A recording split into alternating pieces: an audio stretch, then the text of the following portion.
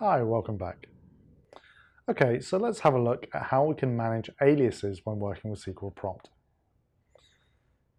If we select the SQL Prompt menu and go down to the Options section,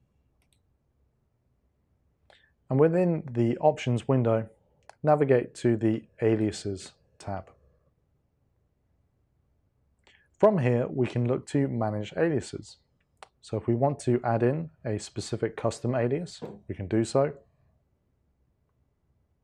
For example, I might want to add,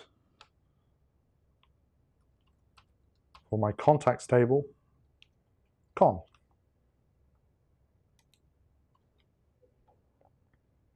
I can also choose to include an alias automatically while I'm writing my code.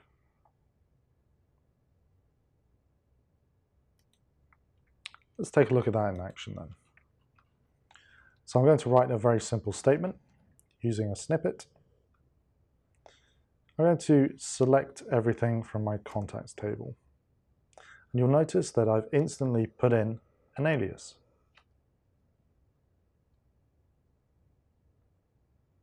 This alias will persist when I expand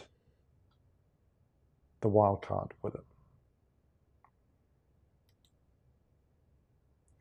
This alias is intelligently created. So if I was to write another select statement using a different object,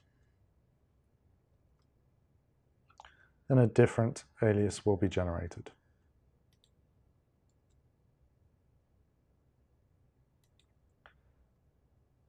These aliases will also be systematically updated if I'm using the same objects, for example with inner joins.